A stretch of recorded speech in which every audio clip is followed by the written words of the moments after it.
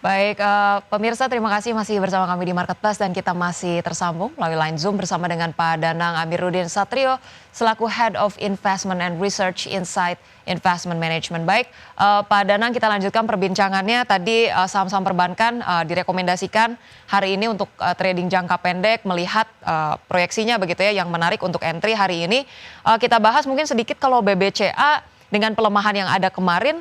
Hari ini akan lanjut koreksi, kemudian profit taking, atau seperti apa sih melihat valuasi yang cukup tepat?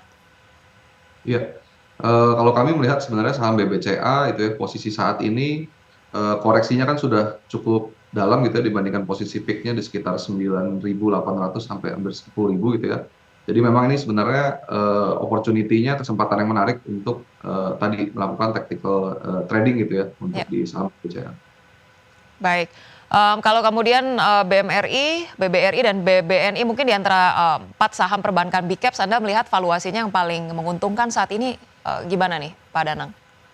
Iya, memang kalau dari sisi valuasi gitu ya, kami, lihat sebenarnya yang paling menarik itu ada di BBCA dan juga, Bank Mandiri gitu ya. Karena memang kalau kita lihat dari BRI ini secara fundamental kita perlu lihat lagi dikarenakan ya tadi kondisi ekonomi terutama di middle low income segment ini cukup, menantang gitu ya, sehingga memang ke depan kita perlu lihat lagi apakah akan berpengaruh secara, NPL gitu ya ke dalam fundamentalnya BBRI.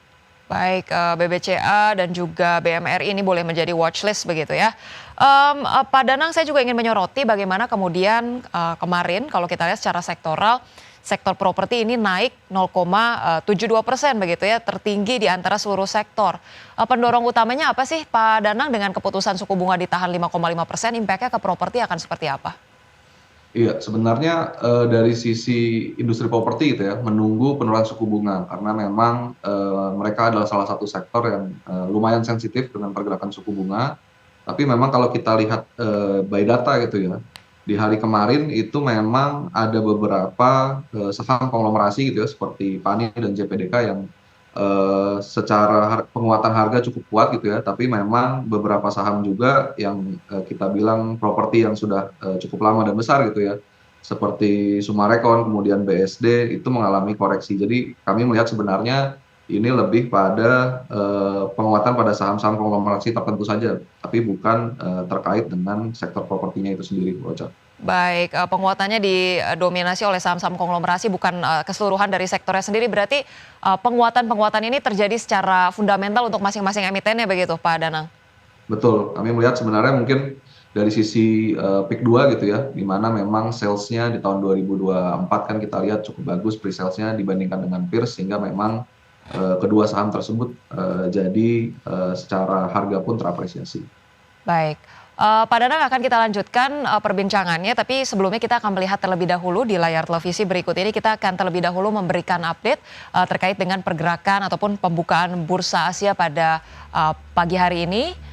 Tapi sebelumnya kita juga akan, melihat terlebih dahulu begitu ya di, IHSG sendiri posisinya seperti apa pada pagi hari ini, tampaknya IHSG masih, terkoreksi melanjutkan koreksi sebanyak 0,24% ke 7.090,5. Kemudian saham-saham yang menjadi top gainers di sini ada TPIA, kemudian PANI, kemudian Laba, Cuan, Ratu, BKSL, Karya, Suli, Film dan juga Indi. Sementara itu saham-saham yang menjadi pemberat ada ESA, Toba, Energi, BMRI, PGEO, Halo, SMIL, kemudian AMRT, GPRA, kemudian juga di sini secara sektoral penguatan didominasi oleh sektor energi dengan penguatan 0,16%, disusul teknologi 0,09%. Baik, berikutnya kita akan melihat bagaimana pembukaan bursa Asia pada pagi hari ini. Kita lihat bersama Nikkei tampak dibuka melemah 0,82%, kemudian STI juga melemah 0,26%, Kospi melemah 0,56% dan Hang Seng melemah 0,38%. Baik, berikutnya ada saham pilihan. Di sini ada 4 saham pilihan direkomendasikan buy, di antaranya ada MAPA, AMRT, JPFA dan juga CTRA. Baik, Kita akan terlebih lanjut membahasnya bersama dengan Pak Danang, tapi sebelum kita bahas terkait dengan saham-saham pilihan, saya ingin menyoroti dulu pembukaan IHSG pada pagi hari ini masih melanjutkan koreksi. Pak Danang, di tengah tadi juga kita lihat bursa Asia juga kompak dibuka melemah begitu ya. Kalau kita lihat di sini penguatan pagi hari ini dipimpin oleh sektor energi dan menariknya juga ini ada data-data yang dicermati top losers pagi hari ini justru saham-saham migas beberapa ini tampak jadi top losers gitu ya. Terkait dengan sektoral sendiri nih, energi dan juga kemudian saham-saham migas akan seperti apa sih Pak Danang? Iya, jadi memang secara jangka pendek saham energi kita lihat sebenarnya diuntungkan gitu ya. Kenapa? Tadi impact dari konflik geopolitik di Timur Tengah yang menyebabkan kenaikan harga minyak signifikan, tentunya kita di sektor energi juga ada beberapa emiten yang memang menjadi substitusi energi gitu ya, baik dari sisi gas dan juga batu bara. Nah ini memang kita lihat selama awal minggu atau awal pekan ini secara penguatan tuh cukup kuat gitu ya, tapi memang perlu dicermati lebih lanjut apakah konfliknya ini akan berkepanjangan atau tidak gitu ya. Baik, untuk secara sentimen begitu ya, katalis positif apa sih Pak yang kemudian membuat saham-saham energi ini mungkin bisa menjadi watchlist kah pada pagi hari ini hingga sore nanti?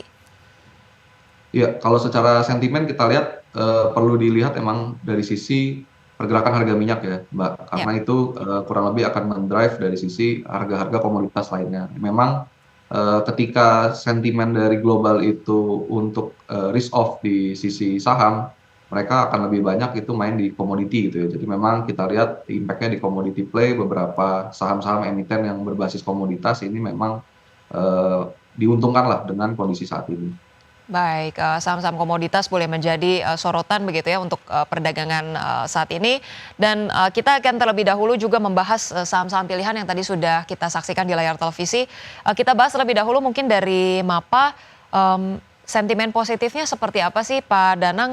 Kemudian sektor cyclical bisa kemudian punya apa ya, punya potensi yang cukup menarik nih.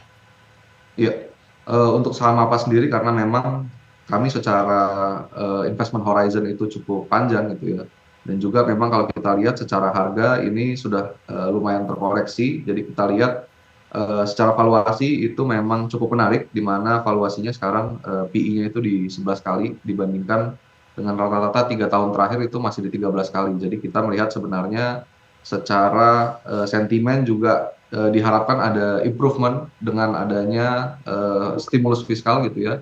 Di semester 2 itu kita harapkan konsumer terutama ini kan segmennya sebenarnya menengah ke atas gitu ya, tidak Ya. terlalu terimpact dengan kondisi ekonomi, dan kita lihat juga lifestyle orang Indonesia ini semakin meningkat. Jadi kita lihat ini menguntungkan dari sisi MAPA, Mbak. Baik, ada sentimen juga yang cukup positif dari adanya stimulus dari pemerintah di semester 2 untuk MAPA sendiri, support dan juga resistensinya seperti apa nih? Untuk support kita melihatnya sebenarnya sekarang posisinya sudah mendekati support gitu ya, sehingga memang seharusnya nanti koreksinya itu kalaupun ada koreksi cukup terbatas, sehingga nanti kita tinggal melihat upside-nya ke depan itu bisa kembali ke harga fundamentalnya ya, Mbak Ocha, di sekitar 995. Baik, untuk MAPA sendiri direkomendasikan dan saat ini sudah mendekati posisi supportnya. Kita ke AMRT, rekomendasinya seperti apa Pak Danang? Iya.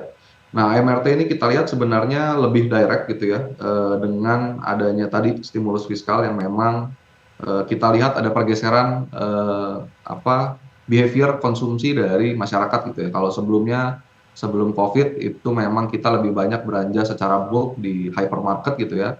Tapi memang setelah adanya restriksi, kemudian sekarang juga orang secara cash flow terbatas, mereka pembelanjaan itu memang lebih mengarah kepada yang small bucket gitu ya. Jadi memang AMRT di sini salah satu yang diuntungkan, dan kita melihat sebenarnya tadi dengan adanya stimulus dan juga kalau kita lihat ekspansinya tetap dilakukan oleh company, dan juga secara valuasi ini kita lihat cukup under dibandingkan rata-rata 3 tahun terakhir gitu ya. Jadi memang kita melihat ketiga poin itu menjadi sentimen AMRT untuk bisa kembali naik gitu ya. Baik, valuasi yang menarik kita compare dengan 3 tahun terakhir begitu ya, ada juga sentimen positif dari stimulus pemerintah dan juga rencana ekspansi begitu ya. Kita ke Java, untuk Java seperti apa rekomendasi buy-nya, Pak Danang? Iya, Java itu target kita di 2.300. Ya. Kenapa? Jadi memang secara valuasi ini jauh lebih murah dibanding yang lain, di mana kalau kita lihat PI-nya itu sekarang di 6 kali, di mana memang kalau dibandingkan dengan rata-rata PI 5 tahun terakhir yang di 12 kali, ini berarti baru setengahnya gitu ya. Dan kemudian juga kita lihat dari program makan bergizi gratis gitu ya, MBG, ini kan salah satu dorongan untuk konsumsi unggas atau protein hewani yang lebih tinggi, dan ini memang menjadi salah satu produk unggulan dari Java gitu ya. Nah, ini kita lihat dua katalis tersebut sebenarnya bisa menyebabkan Java rebound gitu ya, dibanding kalau kita lihat secara historical ini koreksinya sudah cukup dalam gitu ya, Mbak Ocha. Baik, koreksi untuk Java sudah cukup dalam, valuasi juga menarik, akan ada rebound begitu ya. Untuk CTRA seperti apa, Pak Danang? Iya, untuk CTRA sendiri ini kita lebih untuk long play gitu ya, karena tadi dari sisi suku bunga mungkin baru akan turun secara proyeksi kita di September untuk The Fed gitu ya, dan mungkin BI bisa lebih dulu sedikit tergantung dengan kondisi ekonomi domestik. Nah, ini bisa menjadi salah satu pilihan untuk interest rate sensitive play dari para investor di Indonesia gitu ya. Sektor properti sendiri kalau kita lihat memang secara valuasi juga cukup menarik. Nah, ini kita lihat sebenarnya target kita di 1.350. Baik, untuk saham CTRA ditargetkan di 1.350, itu dia tadi 4 saham pilihan. Mungkin satu pertanyaan terakhir, proyeksi untuk IHSG pada perdagangan hari ini akan seperti apa sih Pak Danang, support dan resistensinya, dan bagaimana kemudian investor perlu mencermati dan perlu membangun strategi investasi hari ini?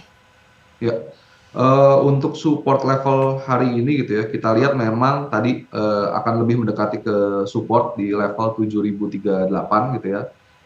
Dari sisi support dan resisten memang saat ini lebih mengarah ke support gitu ya, dan kita harapkan memang koreksinya ini terjadi sampai dengan akhir minggu ini, di mana memang ketika sudah mencapai support level kita harapkan IHSG sudah bisa kembali rebound gitu ya.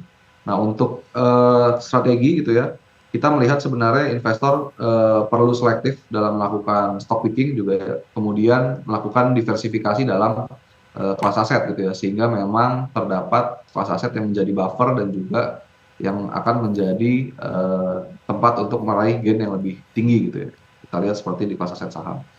Baik, IHSG diproyeksikan untuk supportnya ini di 7.038, setidaknya proyeksi koreksi ini akan terjadi hingga akhir minggu begitu ya. Strategi untuk investor kemudian lebih berhati-hati lagi, masih wait and see, tapi juga bisa melakukan diversifikasi kelas aset. Baik, terima kasih banyak atas insights yang sudah disampaikan Pak Danang Amiruddin Satrio selaku Head of Investment and Research Insight Investment Management. Terima kasih Bapak, salam sehat, sampai berjumpa kembali.